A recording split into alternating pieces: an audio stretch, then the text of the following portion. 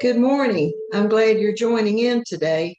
I know that you've had a great week this past week with the pretty weather. It's just hard for us to stay on the inside. I've seen farmers out, they're busy, gardeners, people in their yards. It's just a beautiful time of the year. But I'm glad you're joining in today. Our lesson is session 7 in the quarterly, or if you follow in your Bible, it will come from Luke chapter 20. For this lesson, we will be going back in time before the crucifixion, but after Jesus had entered Jerusalem. And sometimes because of the focus on his time in Jerusalem, that we think about the arrest and the mock trials and the crucifixion, we might get the idea that all of the turmoil started as soon as Jesus and his disciples got to the city. But after their arrival, Jesus was teaching daily in the temple courtyard. It's a little bit ironic that the Son of God was only allowed in the courtyard of the temple, but that's where he could gather listeners, since ordinary people were not allowed to go into the courtyards near the Holy of Holies.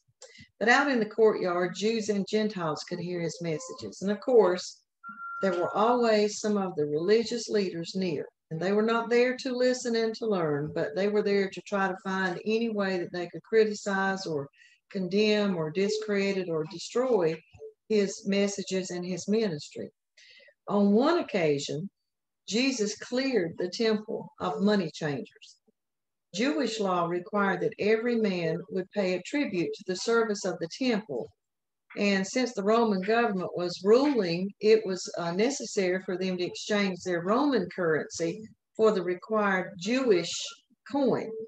So money changers did this as a convenience, so supposedly, but it was not without charging a fee for their service.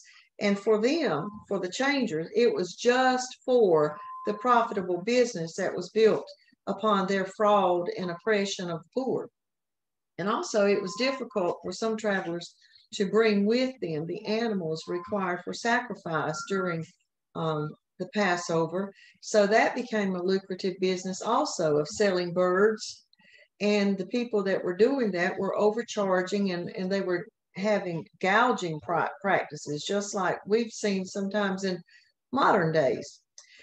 Jesus witnessed all of these actions, but he did not act on impulse. He left the city, went to Bethany to spend the night, and the next day Jesus returned to Jerusalem and drove out these people because the temple was to be used for a house of prayer, and they had turned it, in his words, into a den of thieves. On another occasion, the religious leaders questioned his authority to teach the things that he did. And Jesus replied with a question by asking them, well, where do they believe that John the Baptist got his authority? Now, this was a trap, because if they said he got it from heaven, the next question would be, well, then why don't you believe him? And if they said it came from human origin, then the followers that were around Jesus would probably stone them. So they were trapped a little bit, and the only thing they could come up with safely was to say, well, they don't know.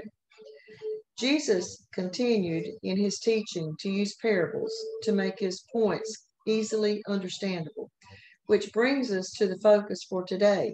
And we'll begin in chapter 20 with verses 9 through 12. Now, he began to tell the people this parable.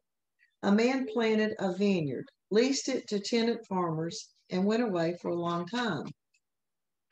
At harvest time, he sent a servant to the farmers so that they might give him some fruit from the vineyard. But the farmers beat him and sent him away empty-handed. He sent yet another servant, but they beat that one too, treated him shamefully, and sent him away empty-handed. And he sent yet a third, but they wounded this one too and threw him out.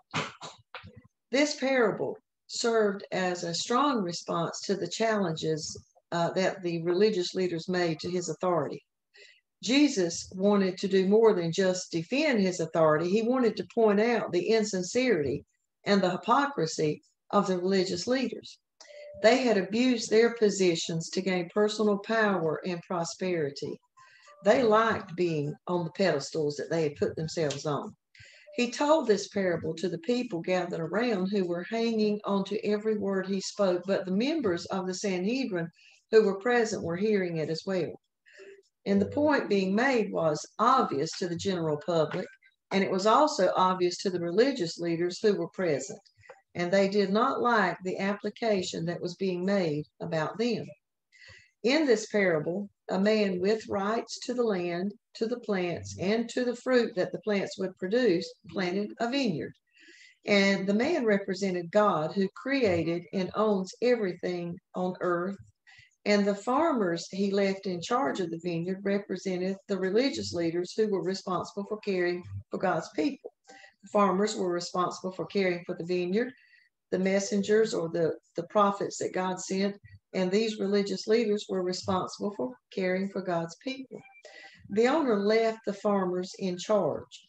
Now, that's not to say that God has left us literally, but he has given some responsibility to people to do his work. And in the parable, the owner trusted the farmers to do their work faithfully, just as God trusts his followers to do their work faithfully. Those expected to do God's work are not just preachers and teachers and church leaders, it's every follower. And at the end of the growing season, the owner sent a servant to collect at harvest time what was due him.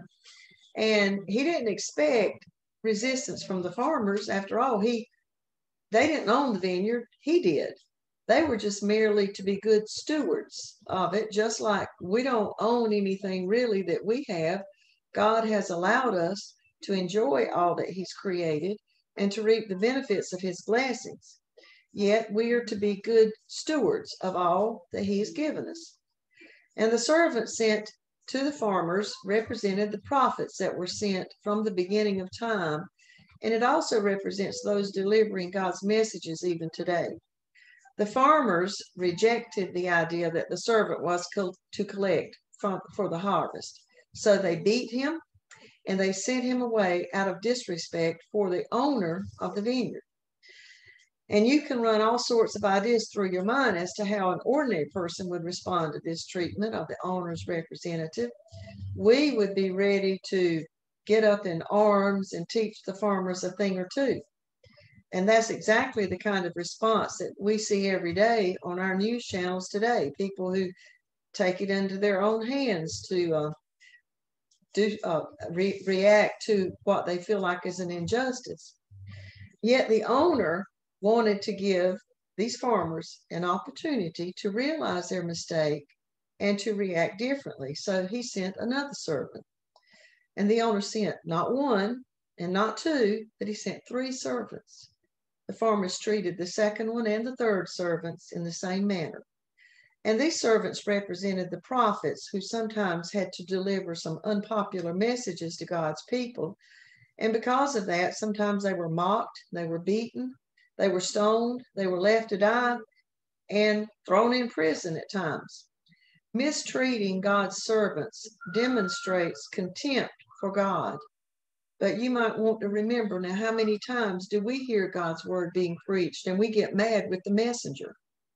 How many times have we listened and we knew the message applied to our own lives, yet we went on our way, refusing to apply God's word to our lives on Monday through Saturday?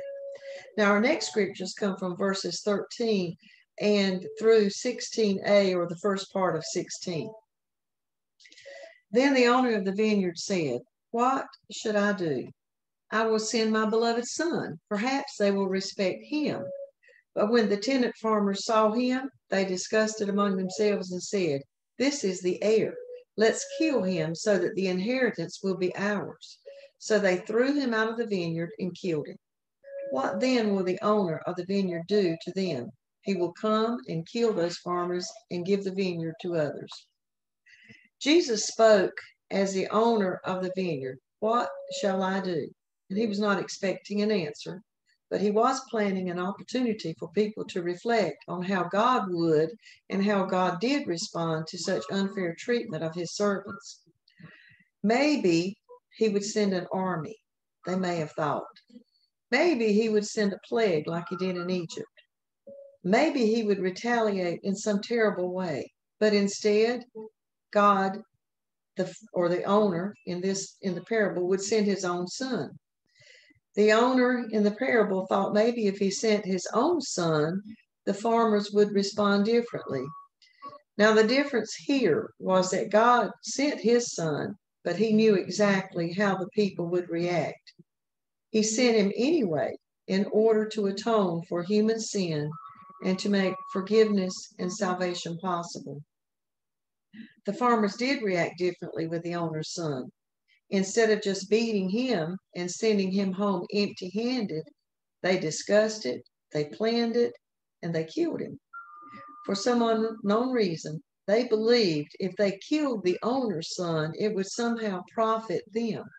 Maybe they would inherit the vineyard.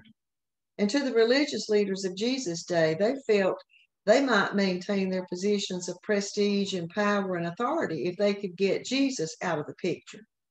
And at that point, Jesus moved away from the parable he was telling, and he asked the people who were listening, "What will the owner do to the farmers?" He wasn't asking for an answer because he answered it for them. The Father's reaction was in three parts. First, he will come. This was a warning that God will come. The farmers may have believed that the owner would just leave them alone, but he will come. Secondly, he will kill. He will execute judgment on those who rejected his own son. And third, he will give the vineyard to others. Now, they thought they were going to profit if they killed the owner's son, but the owner will take that vineyard away from the original stewards and place it in the hands of others who are worthy. The Jews who rejected Jesus were the chosen people of God, but salvation, because of their rejection, was also made available to the Gentiles. This was a parable, but it pointed out three undeniable truths. One, the farmer's actions represented evil, the level of evil of which humans are capable. And two, the owners represented God's patience and care for people by sending multiple messengers and ultimately sending his own son. And third, the owner's anger toward the farmers is a clear warning for those who reject Jesus and the sacrifice that he made. If we reject the sacrifice made on our behalf, then we're placing ourselves in the path of God's judgment. And our last scriptures now come from the second part of verse 16 and goes over through verse 19. But when they heard this, they said, "That must never happen." But he looked at them and said, "Then what is the meaning of this scripture? The stone that the builders rejected has become the cornerstone. Everyone who falls on that stone will be broken to pieces, but on whomever it falls, it will shatter him." Then the scribes and the chief priests looked for a way to get their hands on him that very hour, because they knew he had told this parable against them, but they feared the people. Those who were there and they were hearing Jesus teach responded by saying, "Oh, that should never happen," meaning that the owner's son should have never been killed. But then Jesus quoted Isaiah 8, verses 14 through 15. Now, Isaiah was a prophet in the Old Testament, and his writing was a part of the Bible that they had and that they regarded highly. And in verses 14 through 15, it was about the stone that was rejected, and it became the cornerstone. And the cornerstone was the most important stone in a structure. The son in the parable and the stone refer to Jesus himself. He would be rejected and killed, yet he was the most important piece of creation. The people who rejected that stone would be broken to pieces, for they are rejecting the vital centerpiece of God's new temple. Depending on a person's response, that stone, or Jesus, will become their saving grace or their form of judgment. They will either be a whole living stone or one broken into shards. The scribes and the Pharisees present during his teaching during this session did not like Jesus directing this parable toward them. Not one little bit did they like it. They wanted to get their hands on him, and they wanted to do it immediately. But they knew if they caused an uproar at this point, they would suffer at the hands of the crowd there. They were cowards. They would plot, they would plan, and they would make their move at night to arrest Jesus and to do their evil toward him. For us, we need to remember that Jesus is both the foundation for forgiveness and a source of judgment at the same time. And we get to choose which we want him to be for us. There are dangers in ignoring God's warnings and the messengers that are sent to deliver that word. Think of a time when you may have ignored a warning signal and the consequences of it.